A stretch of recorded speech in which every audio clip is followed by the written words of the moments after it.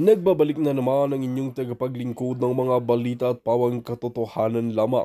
Naging mainit nga usapin sa mundo ng social media. Talaga naman ang ginawa nga ni Kuting ng Norte sa kanyang tauhan ay talagang pinutulan nga ng dida at binaldado ang kamay nang sa ganoon ay hindi nga ito makapagsalita sa kanyang mga katiliwalian na ginagawa sa loob mismo ng palasyo. Ang kanyang tauhan na ito ay magsasalita na sana at magbibigay ng testimonya sa mga otoridad para nga sa mga kabalbalan at pagwawala ni Kuting ng Norte sa loob mismo ng palasyo.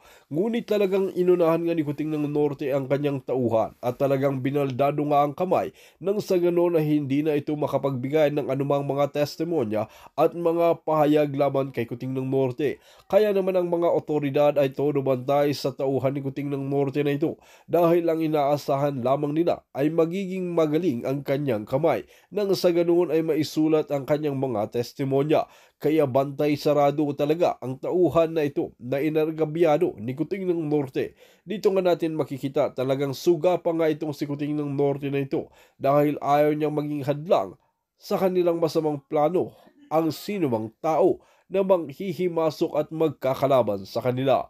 Ngunit ayon nga sa kanyang tauhan ay hindi pa rin ito susuko dahil nagpapakita sa kanyang muka na talagang desidido pa rin na magbibigay ito ng mga testimonya laban kay Kuting ng Norte. Well mga kaibigan, para nga sa karagdagang impormasyon, panoorin nga natin ang buong video. At kung bago ka pa lamang sa aking channel, huwag kalimutan i-click ang subscribe button at notification bell para lagi kang updated sa ating mga bagong video. At para sa solid viewers natin dyan, maraming salamat sa walang sawang pagsuporta. Administrasyon. Dahil sobrang ingay ninyo because of you guys, because of you mga palangga, at pinag-uusapan na nga ito, even mainstream media, mukhang hindi na rin nila mapigilan at hindi na rin nila na sisikmura itong ginagawa ng mga bangag. Pero although, syempre, ano pa rin sila, nakikiramdam pa rin sila at kumbaga, kumakampi pa rin sila sa bangag. Tandaan nyo, yung mga media na yan ay talagang ngayon kampiyan kay bangag. Pero anytime, any moment, pag nakita nilang tumatagilid na naman itong mga Marcos Bangag family na ito, ay babaliktad yan. Ganyan naman ang mga traidor. Ganyan naman ang mga media na hindi iniisip ang kapakanan ng bayan. Ang iniisip nila ay kapakanan ng kanilang negosyo. So mga kababayan, alam niyo naman na mainit, maingay na talagang isinuwalat ni Congressman Ungab ang issue patungkol sa bicameral committee report na kung saan nga paulit-ulit natin at i-echo ninyo ng bonggang-bongga, talagang i-ano natin, pasabogin ang mga eksena na ang bicameral report ay may mga blankong line items, which is 28, I believe 28 blanco na line items na kung saan ay binudol nga ang taong bayan. So nung una, ano ang sabi ni Marcos Jr.? Si Presidente Duterte ay nagsisinungaling. He is lying, sabi niya. Hindi totoo na blanco daw ang GAA, ang mga line items sa GAA. Kaso dahil nga alam ni Marcos Jr. na dinistrongkar nila, kaya yung depensa ng pagbangag ay hindi pinag-isipan. Na ang nire-raise na issue ni Congressman Ungab, ni Attorney Vic, ni PRRD ay ang bicameral report. Pero dahil nga hindi nag-iisip ang mga bangag at abala sila sa pagnakaw sa pera ng bayan, ay nag-react kaagad si bangag na hindi, nagsisinungaling ang Pangulong Duterte. Nagsisinungaling si Duterte kasi hindi naman totoo na may blanco ang GAA. Pero hindi naman yun ang minimin. Dahil nga napatunayan at ang dami na rin nagsalita na mga kongresista, mangilan-ngilan actually, at even si Senator Bato ay nagsalita na rin na nakita daw niya. Pero sana more, mag-ingay ka pa, Senator Bato. Mag-ingay ka ng bonggang-bongga. Baka sakaling manalo ka. So anyway, mga palangga, sana nga magingay na lahat. Sana wag nilang isipin yung kanilang re-election. nakita na pala nila eh. Nakita na. Even si manggagamit Amy Marcos, di ba? Sinabi niya yan sa kanyang privileged speech na mga kulang-kulang ang mga line items, da. Pero syempre, dahil kapatid niya ay mambubudol, pare-pareho lang silang mambubudol, eh hindi siya nag-aklas talaga para sa kapakanan ng bayan. At ngayon, dahil pinag-aaralan, thank you, Attorney Vic, remember? So dahil nga isiniwalat ito ni Congressman Ungab, talaga naman at ngayon ay pinag-aaralan na ng mga abogado na kung saan ay kakasuhan o dadalhin ito sa Supreme Court sa tulong ni Attorney Vic Rodriguez na ito-challenge nila itong not really challenge talagang magpa-file sila ng anong tawag dito, kabit mo nga, magpa-file sila ng I believe ng kaso kung saan hindi dapat ipagpatuloy itong 2025 budol budget na ito. Dahil kitang-kita nyo naman, mga kababayan. So nung una, ang sabi ni Marcos Jr. ay nagsisinungaling si Pangulong Duterte. Ngayon, dahil nga ang dami na nagsasalita, buong bayan na ang nagsasalita, ano ang sabi niya? Okay? Sabi dito sa balita, Executive Secretary Lucas Bersamin said that the Office of the President, the Office of the President ay, okay, just 1 second here. Okay, give me 1 moment in time. Give me 1 moment in time. Okay, go ahead. So sinasabi dito, mga kababayan, that, sabi ni Bersamin, hindi kami ang mananagot dyan kung meron mang pagkukulang sa bagay na iyan dahil BICAM report iyan. Wala kaming kinalaman sa BICAM report, sabi ni Bersamin. Alam niyo mga kababayan, sukol na. Yari na. Nung una ang yabang-yabang ni Bangag, sinungaling si Duterte. At ngayon talagang ang dami na nagpatunay. Di ba? Ang UNTV na inulat nila na nakakuha sila ng kopya at kung sino-sino pang mga nakakuha ng kopya na yes, ay meron talagang blanco na line items, which is 28 according to Congressman Ungab, na blanco. At sinabi nga mismo ni manggagamit Amy Marcos yan na nakita niya na yan dun sa kanyang privileged speech. And now, gusto ngayong tumakas. Okay? Gusto ngayong ilabas ang kanilang mga sarili sa kanilang kasinungalingan, katarantaduhan dito sa buy scam na ito.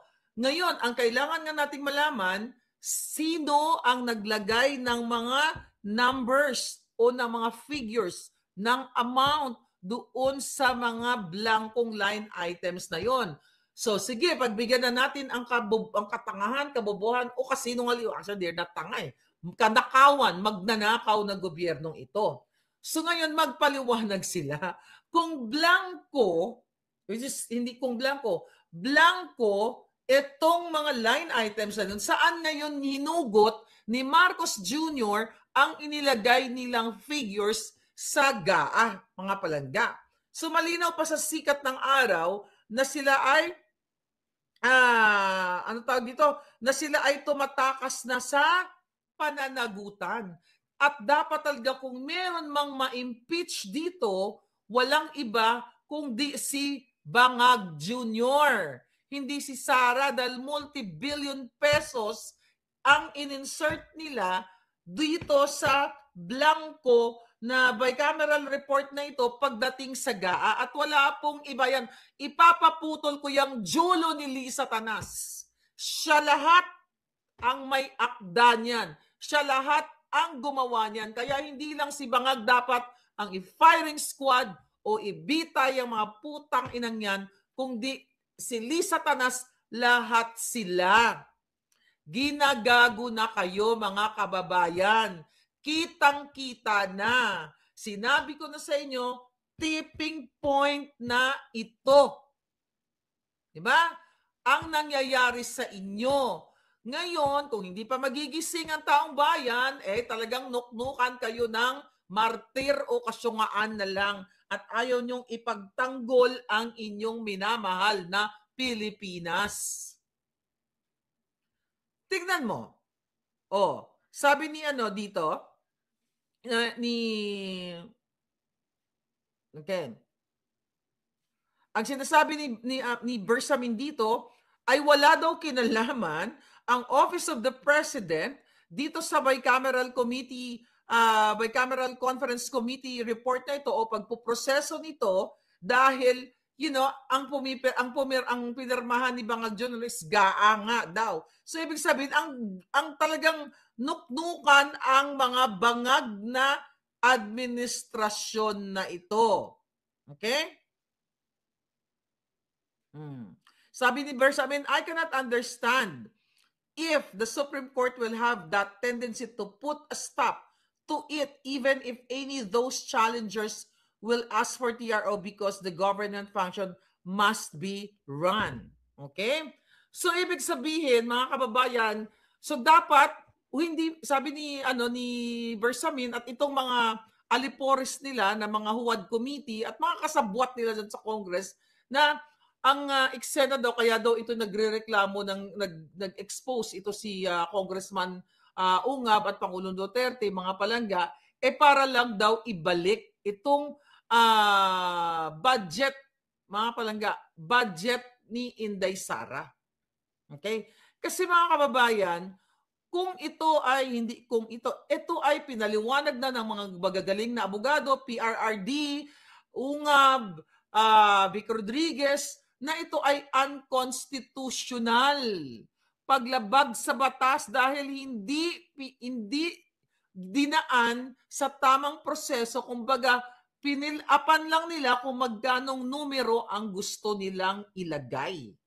Ngayon mga kababayan, kitang-kita ninyo na ang taong bayan, kayong lahat actually, ay wala ng tiwala dito sa bangag na administrasyon na ito. Dahil malinaw pa sa puting ikinula na binlangko nila yung mga line items, okay, doon sa bicameral report na ito para hulaan ni Lisa o ilagay ni Lisa Tanas siyang buwaka ng inang kidnapper na yan. Okay? Yan talaga ang nag-fill out niyan. Ako didiretsuhin ko na yung gagang yan. Yung hudas na yan, yung impacta na yan, addictus benedictus, smuggler na yan, lahat, tsoktsakera, kawatan, pulboronic, di ba?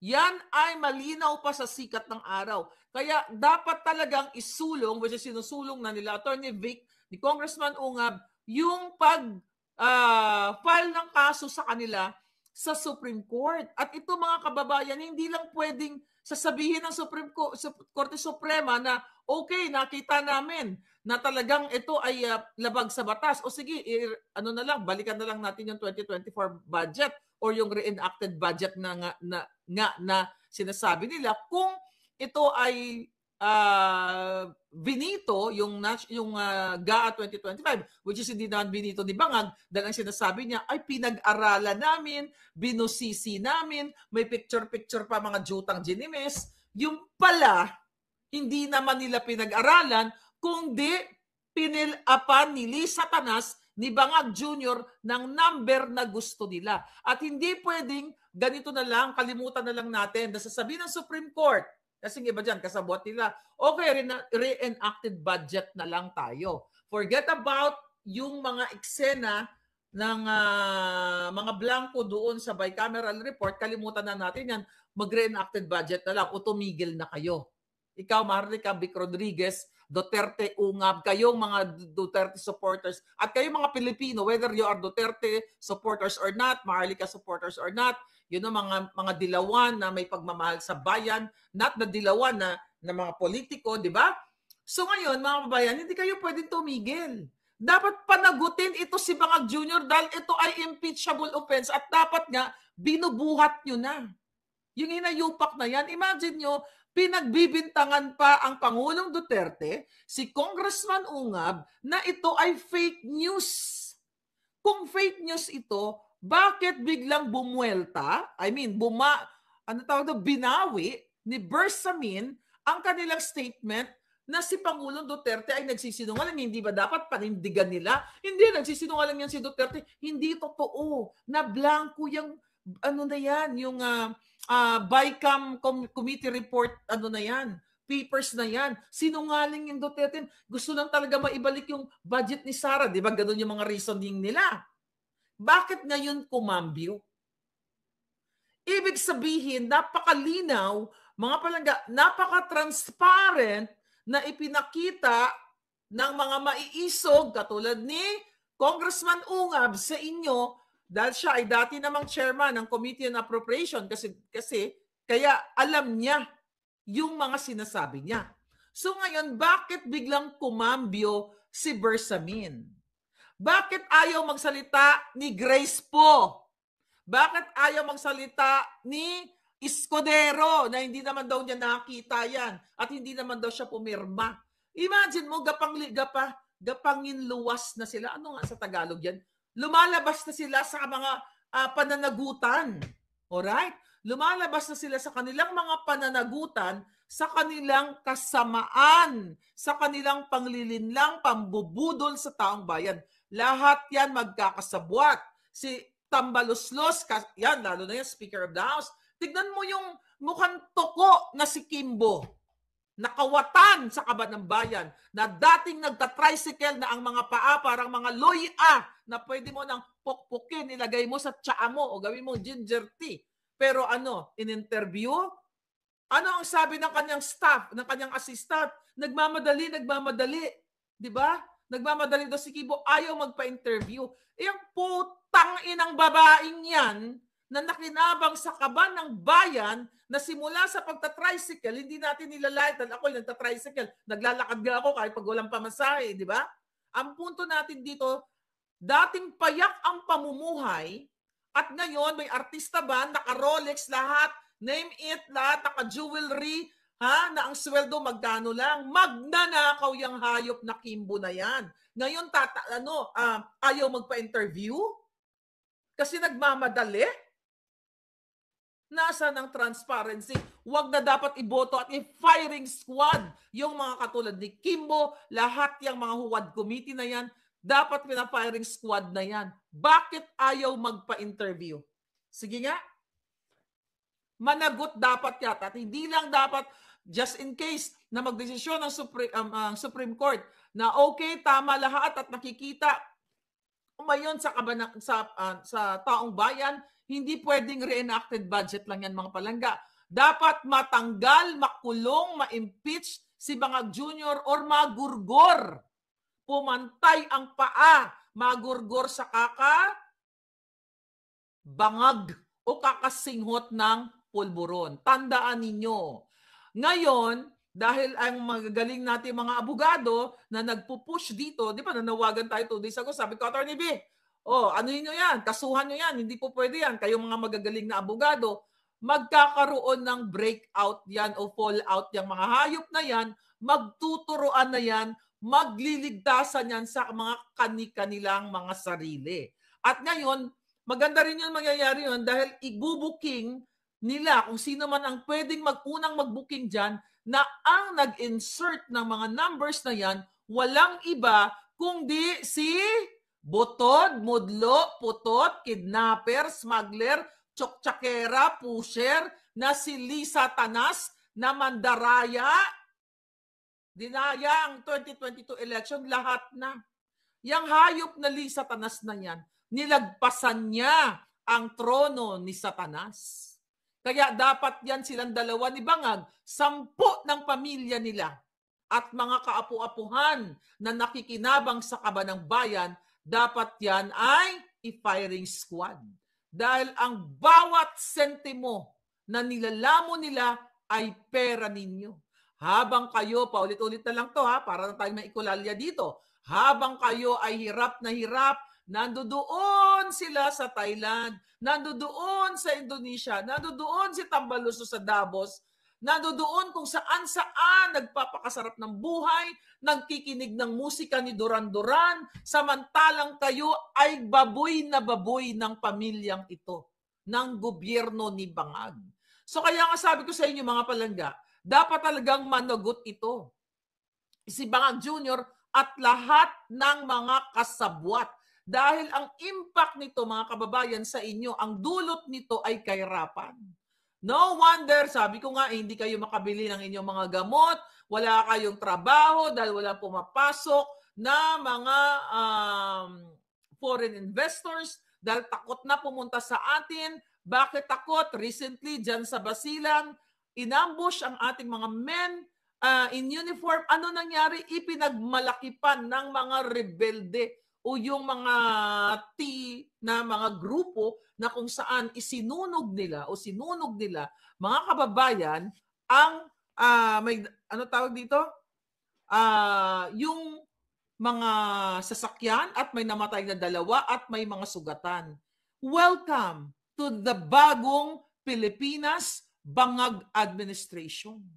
Samantala, ang ating mga kapulisan na mga brusko, abay hindi pa rin lumalabas para ipagtanggol ang kanilang minamahal na Pilipinas. Kailan kayo lalabas? Ang mga bruskong mga military, hindi pa rin lumalabas kahit binababoy na kayo.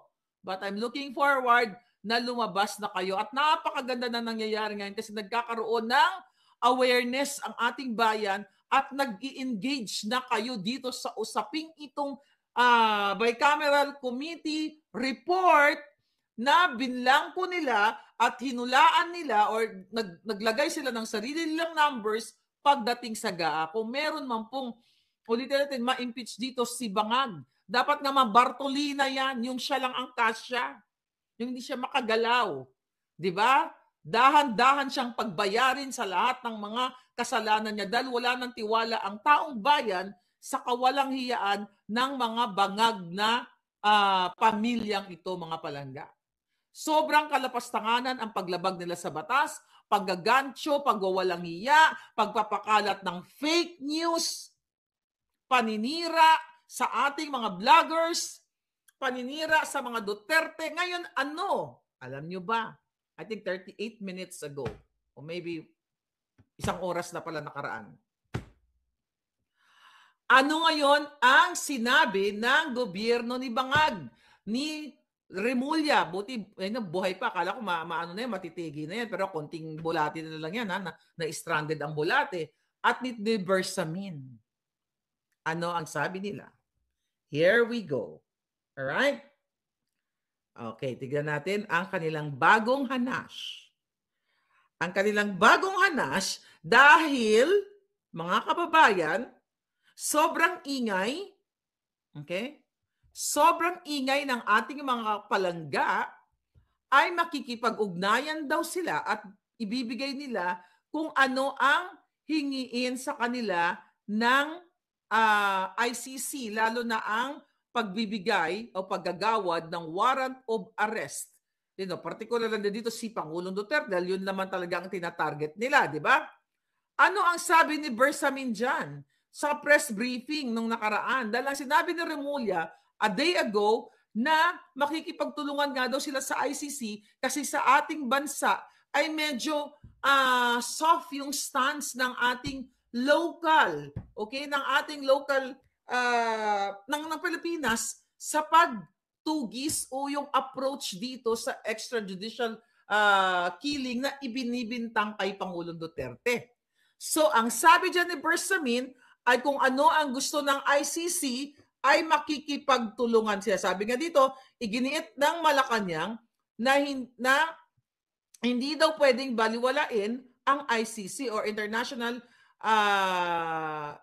Criminal Court dahil daw nakikinabang daw tayo sa kanilang Interpol. So kapag daw hiningi ng ICC, kung ano man ang gusto nila, ay makikipagtulungan ang gobyerno ni Bangag. Natatandaan niyo, di ba, na tayo ay nag-withdraw na dyan sa ICC. I believe 2029, di ba, nag-withdraw ang Pangulong Duterte. At ang sinasabi dyan na hindi pwedeng makialam ang ICC dahil unang-una hindi na tayo miyembro sa kanila at kung miyembro man tayo, mga palangga, which is hindi na nga, ay makipapasok lang sila kung hindi na gumagana ang ating hustisya sa Pilipinas. So it's like saying ng mga bangag na ito, kaya nila papapasukin ng ICC kasi wala nang hustisya o hindi na gumagana ang hustisya sa Pilipinas, kaya pasok ICC. Di ba? Kung ganyan lang pala na hindi na gumagana ang ating hustisya sa Pilipinas, kakausapin ko na lang si President Trump. Nasakupin na lang kayong lahat para kayo ay magiging Philippine state na kayo. Ang address nyo na ay, ang state is Philippine. 51st state na kayo, mga palangga. Yan na lang ang gagawin natin. So anong ibig sabihin nito, mga kababayan? Gusto na naman pagtakpan ng gobyerno ang issue dito sa Vice Scam report na ito. Kaya ngayon at kahapon, nagdadadakdak na naman na papapasukin nila ang ICC para umaresto o arestuhin ang mga sangkot sa EJK na gawa-gawa ng gobyernong bangag. Nakita ninyo? Panakip butas. Di gawin nyo. Natatandaan ninyo? Hindi lang naman ito ngayon eh. Noong inulat ko sa inyo. Okay, here we go. Kailan ko ba ito inulat sa inyo? Matagal nang pinapasok ni Tambaloslos, ni Lisa Tanas, nila Saldico ang mga ICC people. O, diba? Binanggit ko yung pangalan, yung Bracken. Okay? Yung ano pangalan nito? O yung Bracken na ayun, pinanganak sa Pilipinas pero US passport siya, American naturalized citizen na siya. Binanggit ko to sa inyo na lihim